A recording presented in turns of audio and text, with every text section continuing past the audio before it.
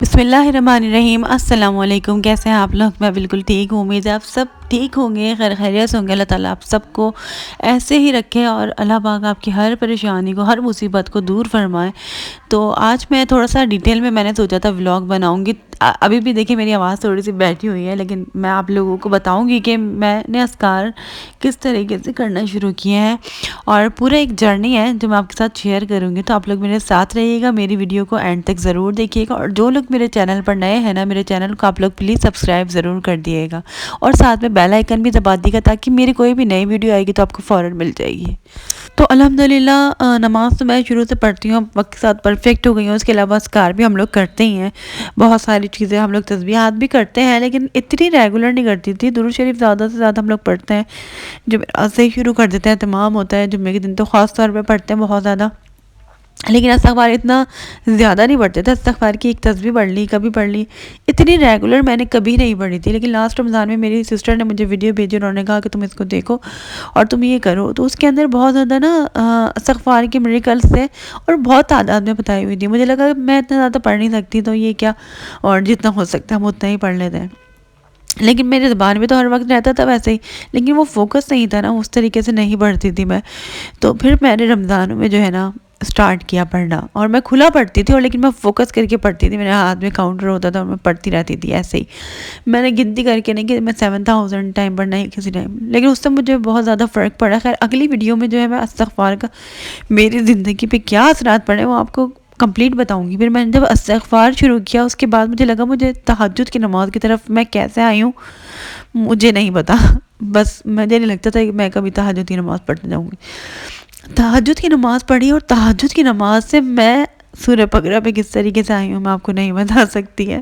یہ اللہ تعالیٰ کی طرف سے ساری چیزیں ہوئی ہیں، اور یہ چیز آپ کے ساتھ بھی ہوں گی۔ جب آپ استغفار پڑھنا شروع کریں گے نا، تو آپ جو ہے نا کہیں سے کہیں جائیں گے انشاءاللہ تعالیٰ، تو آگے کی طرف ہی جائیں گے۔ صرف آپ دنیاوی نہیں، آپ روحانی طور پہ بھی بہت زیادہ آگے بڑھتے ہیں۔ استغفار جب آپ کریں گے نا، تو جب میں سورہ بقرہ پڑھتی ہوں نا، تو سورہ بقرہ ایسا تھا کہ ایک رمضان میں نے سوچا کہ ہم قرآن شریف ایسے ہی پڑھتے رہتے ہیں، ایک قرآن شریف ہم نے کمپلیٹ کر لیا، 2 کر لیا کرتے تھے، لیکن پھر میں نے کہا میں ترجمے سے پڑھتی ہوں، تو میں نے 2-3 سپارے میں پڑھ پائی تھی۔ تو سورہ بقرہ کا ترجمہ الحمدللہ میں نے پڑھا ہوا تھا۔ یہ دیکھیں تفسیر والا قرآن پاک، انشاءاللہ تعالیٰ میں اس کو تفسیر سے دوبارہ، ترجمہ میں نے پڑھا ہوا ہے، تفسیر سے میں پڑھنا شروع کروں گی انشاءاللہ تعالیٰ، تو آپ لوگوں کو بھی بہت ساری چیزیں پھر میں بتاؤں گی۔ لیکن سورہ بقرہ بھی جو ہے نا بہت امیزنگ، اللہ پاک کا پورا قرآن پاک جو ہے نا ہر آیت ہی نا معجزاتی ہے۔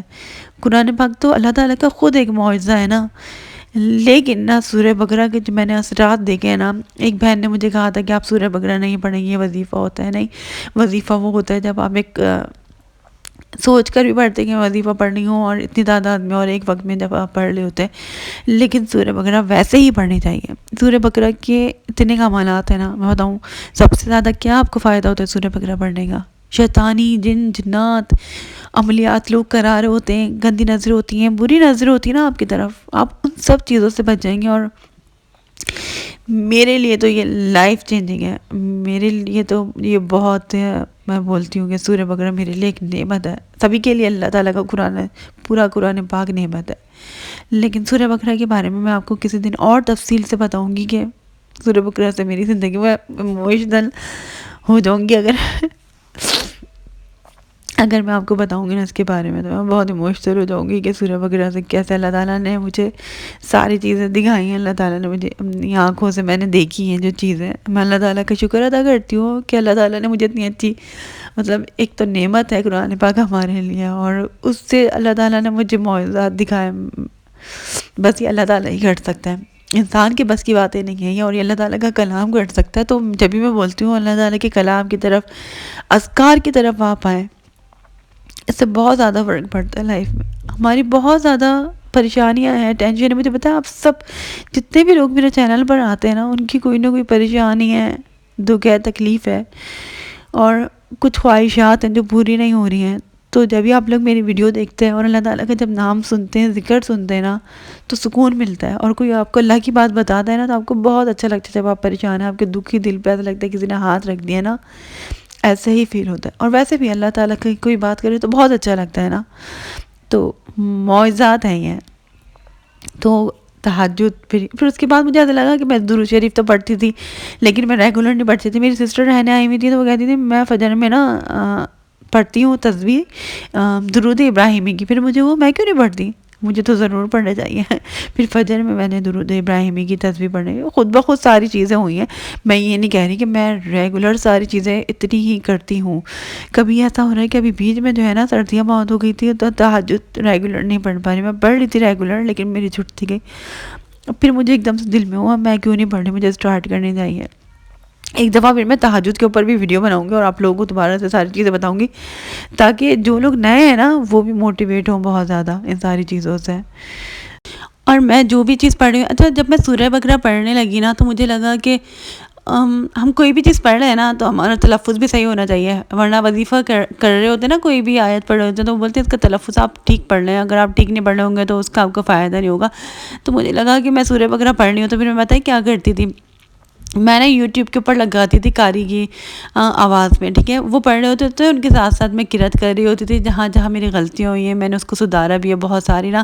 اور پھر اس طریقے سے پھر میں خود سے پڑھنے لگ گئی بالکل. جب میں پرفیکٹ ہو گئی نا تو ایسے ہم لوگ اپنے آپ کو کریکٹ بھی کر سکتے ہیں. ویسے بھی ہم سب نے ہی قرآن پاک پڑھا ہوا ہے لیکن کبھی کبھی چھوٹی موٹی غلطیاں ہو جاتی ہیں تو اس کو سدھارنے میں کوئی مسئلہ نہیں ہے. اور بہت مزہ آتا ہے ان سب چیزوں میں, دوبارہ سے چیزیں سیکھنے میں نا بہت زیادہ مزہ آتا ہے. تو اس کو بوجھ مت سمجھا کریں, نماز کو اور ان سب چیزوں کو بوجھ نہیں سمجھا کریں. آپ دیکھیں کہ نا ہم لوگ تو مسلمان گھرانے میں پیدا ہوئے ہیں اور شروع سے ہی ہم مسلمان ہیں. اپنے باپ دادوں کو نماز پڑھتے ہوئے دیکھتے ہیں, ماں باپ کو دیکھتے ہیں, ٹھیک ہے, ہمیں نماز کی شروع سے تلقین کی جاتی ہے. پھر بھی ہم اس کو اتنا بوجھ سمجھتے ہیں. لیکن میں نے بہت سارے جو ہے نا کنورٹ ریورٹ لوگ جو ہوتے ہیں نا آتے ہیں تو وہ بتاتے ہیں کہ ہم ریگولر نماز پڑھتے ہیں, ہم نے کیسے عادت ڈالی. تو وہ اتنے شوق سے ریگولر نماز پڑھ لیتے ہیں. اور ہم الحمدللہ ایک بچپن سے ایک مذہبی گھرانے میں پیدا ہوئے پھر بھی ہم بوجھ سمجھتے ہیں. ایک انگریز صاحب وہ جو ہے کنورٹ ہوا تھا, اسلام قبول کیا تھا, اس نے کہا کہ آپ نمازوں کو بوجھ کیوں سمجھتے ہیں, نماز تو اللہ تعالیٰ کی طرف سے بلیسنگ ہے, رحمت ہے ہمارے لیے. یہ اللہ تعالیٰ کو ہماری نماز کی ضرورت نہیں ہے, ہمیں نماز کی ضرورت ہے. تو بوجھ سمجھ کے نہیں پڑھنے, رحمت سمجھ کے پڑھنے کہ یہ نعمت ہے مجھے ملی ہوئی. خدا نخواستہ اگر میرے پیروں میں کبھی سوچتی ہوں کچھ ہو جاتا ہے اور میں کھڑے ہو کے نماز نہیں پڑھ پاتی, اگر میں نماز نہیں پڑھ پاتی, میں سجدہ نہیں کر پاتی, اس طریقے سے جب میں سوچتی ہوں نا تو میں جلدی جلدی سے نماز پڑھنا ہی نہیں, میں نماز پڑھتی ہوں. اور یہ تو ہمارے لیے بہت نعمت ہے کہ اللہ تعالیٰ نے ہمیں موقع دیا ہے اللہ اپنے آگے کھڑا ہونے کا. اس سے بڑی کیا ہوگی آپ کے لیے خوش بختی, کیا ہوگی کہ آپ کو اللہ تعالیٰ نے موقع دیا, آپ اللہ کے آگے کھڑا ہوں, اللہ کو سجدہ کرائیں. تو نماز کو کبھی بھی جو ہے نا آپ زحمت نہیں سمجھے. جب آپ زحمت سمجھ کے پڑھیں گے نا آپ کو مزہ نہیں آئے گا. جب رحمت سمجھ کے پڑھیں گے نا تو رحمتیں بھی برسیں گی اور نور بھی آئے گا, ٹھیک ہے. قدرتی طور پہ اللہ تعالیٰ آپ کے چہرے پر ایسا نور لے آئے گی نا, اور اس سے بڑی کوئی خوبصورتی آپ کے فیس پر بھی نہیں ہوگی.